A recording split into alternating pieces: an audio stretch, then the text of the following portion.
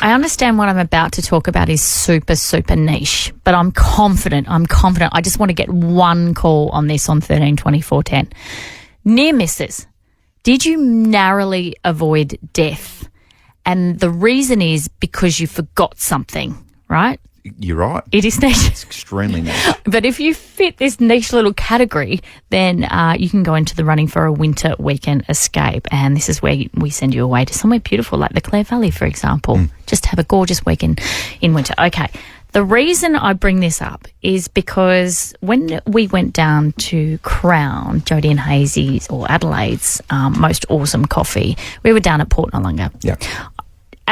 After we served said coffee, I went next door to a little boutique called Charlie Rose, which was lovely down there. And anyway, so while I was in there, a woman forgot something. So she came back into the shop. She had left her wallet in the change rooms, right? And so she walks back into the shop and the lovely lady who was running it said to her, I need you to stay here for a couple of minutes. And I was like, that's a bit odd. Mm-hmm.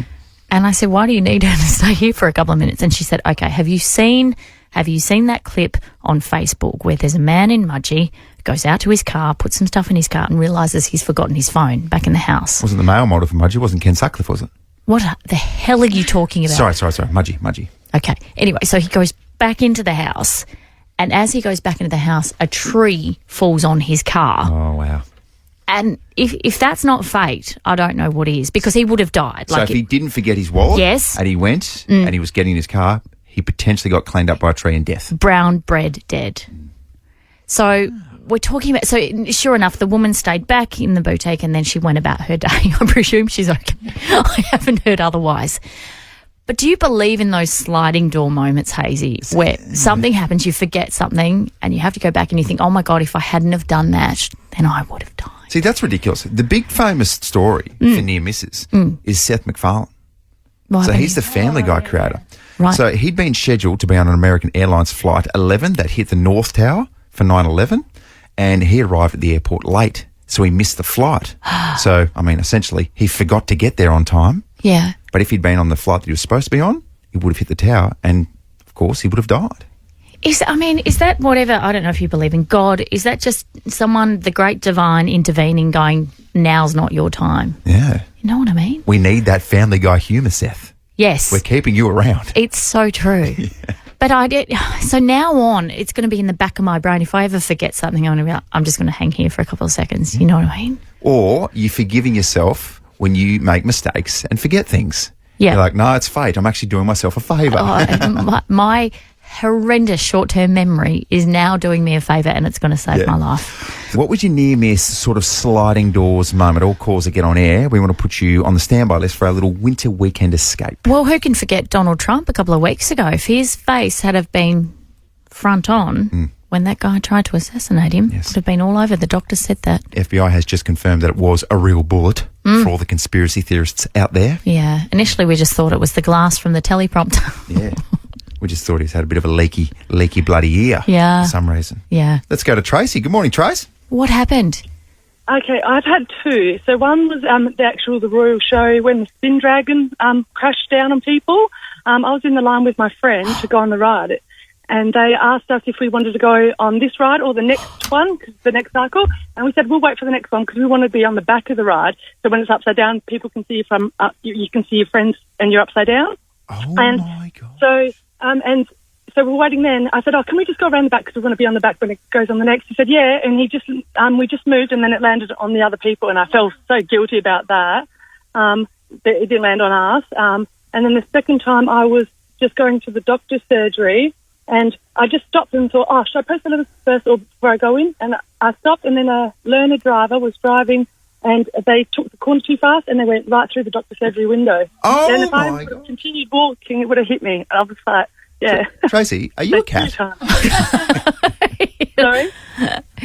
He said, are you a cat? You've got 9 lives, Trace. This is unbelievable. I know. I think I'm running from the Grim Reaper. I really do. Yeah, you are. In all of these situations, did you see the Grim Reaper somewhere off in the distance, just sort of waving at you? No.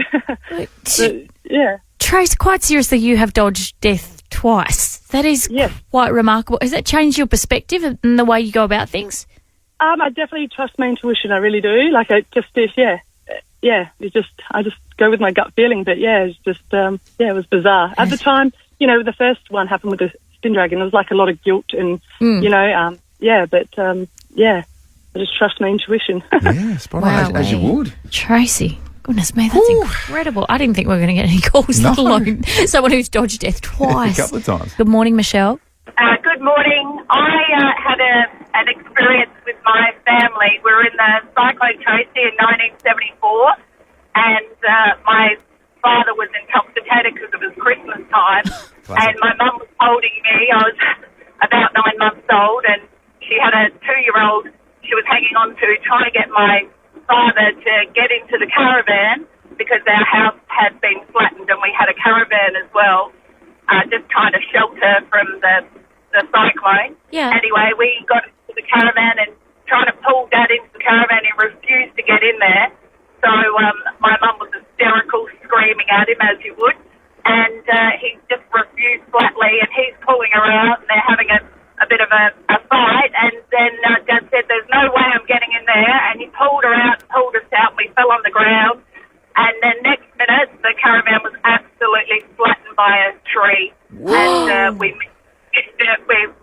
escaped, and I've gone on to live in the Adelaide Hills and have 4 beautiful children, and I've had many experiences with things that have happened where I've had really good second chances in my life, so I'm really thankful.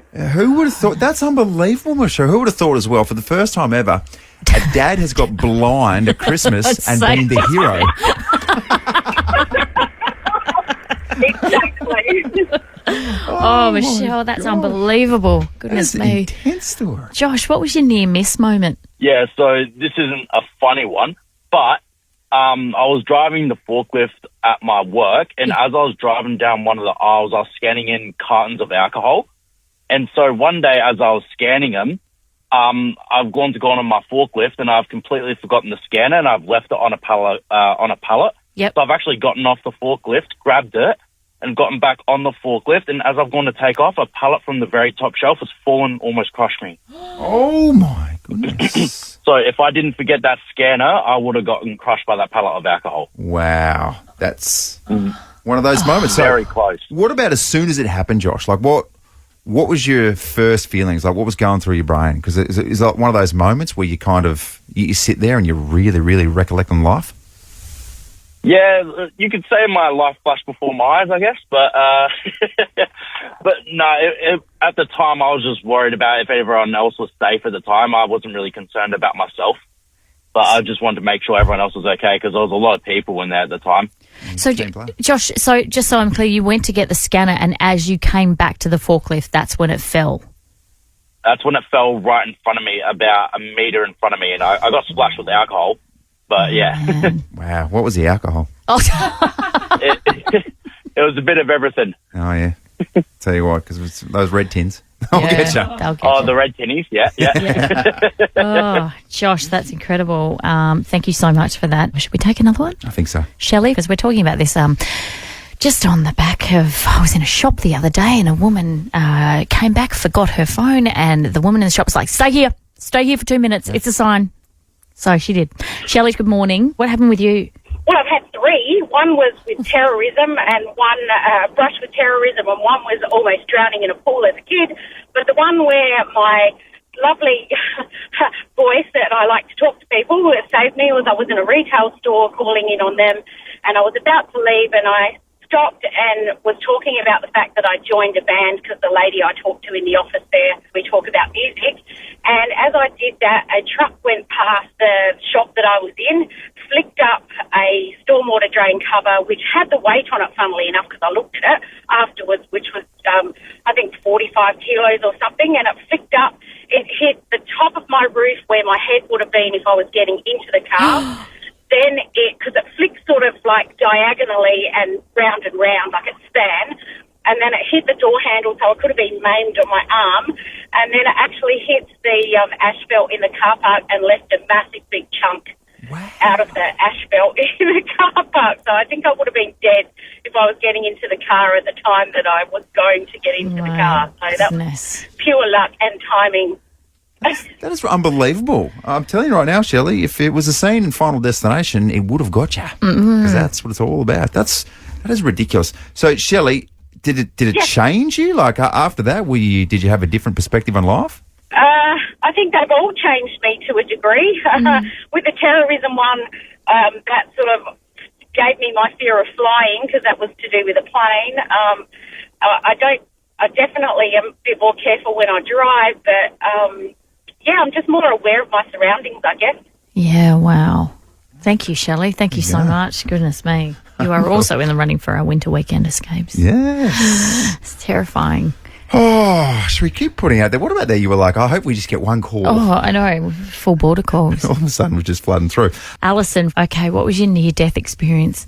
Driving to work late and going probably a little too fast. And you know how it is where one traffic lane always flows freely and the one in the opposite direction is sort of bumper to bumper and really slow. Yep. Well, I was going in the one that was flowing fast and got distracted for a moment. And when I looked up, the car in front of me had stopped because they were turning right.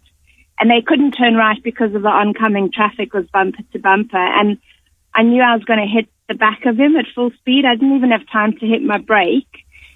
And then the traffic opened up on the other side. Someone had let him in, and I sort of passed unscathed. And when I looked up, it was my sister.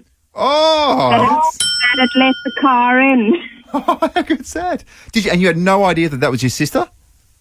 No idea. Only as it all happened, I was like in shock, like staring at this open space in front of me where there'd been a car. And my sister had seen it sort of happening in the opposite direction, and she'd let the car in. She had stopped, and we kind of stared at each other in absolute shock. It was amazing. Oh, my God. That's incredible. So she wasn't the car that you were going to hit. She was the car that let the car through. The car through, yeah. Wow. So, goodness me. yeah. Literally, like that's you saying to your sister, hey, sis, you just saved my life. Yeah, no, it would have been a bad accident had it happened. Don't know that I would have died, but it would have been a bad accident. That is incredible. And my fault. And your fault. Thank you so much, Alison. Vanessa, what was your sliding doors moment? What happened? So I was at a house party and we were playing dart and our children were on their iPads leaning against the roller door. And one little girl says, I need to go to the bathroom. And the other one says, I'll take you. And I say, let me open the sliding door to the house. And as we do that, a car crashes through the roller door and it would have taken all three of us out. It literally stopped on their iPads. Wow. Which is right where they were sitting. They would have been gone. Finally, a toddler who needs to go to the toilet every 45 seconds. It has paid off. Oh, my So scary. goodness, Vanessa. So scary. So what happened with the car that just lost control? Yep, so it actually crashed into the driveway, lost control, but hit the parked car and pushed that car through the roller door. Oh, my gosh. Wow. So it would have been horrible scenes. Oh, my gosh. It was horrendous, but imagine if the children were right there. I don't even want to think about it. That's awful, Vanessa. Goodness me. Wow. Do you know, because through my other job at 10, I've done so many accidents like this. When I'm on the street with my children or I'm waiting to cross a road, I will stand in front of them always because I am so anxious and paranoid about a car losing control. Yeah, because you see so much stuff now, particularly on social media. Yeah. Oh, it's a horrible state of affairs. Wow. Some very lucky people out there. Yeah.